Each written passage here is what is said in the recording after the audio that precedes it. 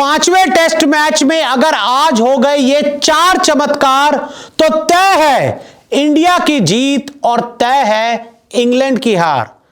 5 मैचों की test series और उसका फैसला होगा आज पांचवें टेस्ट मैच के आखिरी दिन, 5वें दिन। अगर इंडिया जीतेगी सीरीज 2-2 से बराबर हो जाएगी, अगर इंग्लैंड जीतेगी तो इंग्लैंड 3-1 से सीरीज अपने नाम कर लेगी। लेकिन इंडियन टीम इस मैच को जीत सकती है, शान से जीत सकती है और सीरीज को 2-2 से बराबर करवा सकती है 4 चमत्कार करके।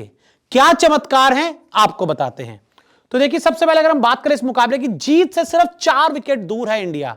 पहले कहा जा रहा था कि क्रिस वॉक्स पूरी तरह से इस मैच से रूल्ड आउट हो गए, लेकिन वो ड्रेसिंग रूम में मौजूद थे और अगर जरूरत पड़ी तो वो बल्लेबाजी करने आएंगे। तो ऐसे में इंग्लैंड के 6 विकेट गिरे हुए हैं और 4 विकेट इंडिया को चाहिए अब यहां से इस मुकाबले को जीतने के लिए।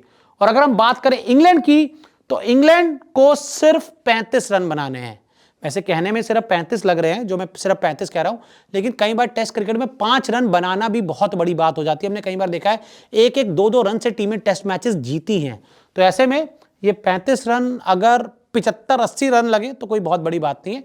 तो इंग्लैंड के सामने भी चुनौती है, लेकिन इंग्लैंड का मैं मानता हूं थोड़ा सा अपर हैंड है। अब करना क्या होगा, इंग्लैंड के पास बल्लेबाज नहीं, और मैं आपको बता दूं कि इंग्लैंड के पास प्रॉपर कोई भी बल्लेबाज नहीं है जो ये बोल दे कि हां भाई मैं 35 रन आराम से खड़े खड़े बना दूंगा। हैरी ब्रूक रूट खेल रहे होते, आखिरी विकेट भी होती तो मैं कहता है 35 रन बन जाएंगे, लेकिन अब जो बचे हैं वो गेंदबाज हैं और गेंदबाज में इस तरह से 35 रन बनाने की मादा मुझे बहुत कम नजर आ रही है।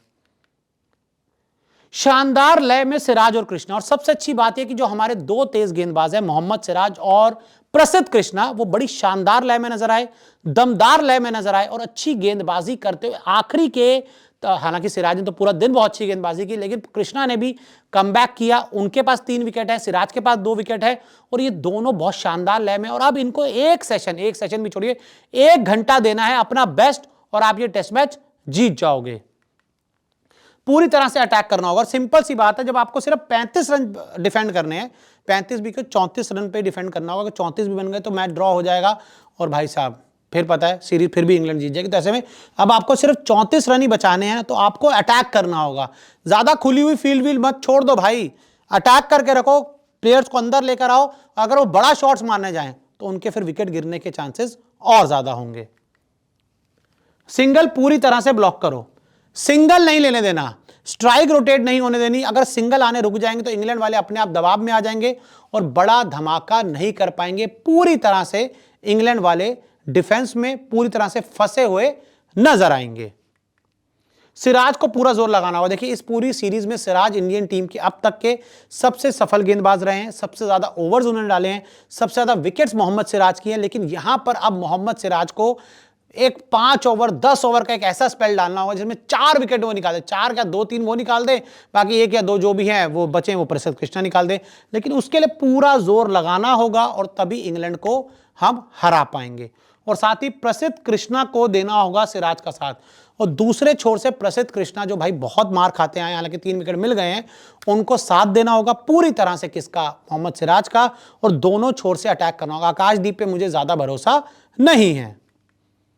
तो ऐसे में देखिए, बहुत सिंपल है, 4 विकेट लेने और उन 4 विकेट को लेने के लिए जोर लगाना होगा, 34 रन नहीं बनने देने और उसके लिए आपको अटैक करना होगा, बिल्कुल भी रन नहीं खाने होंगे।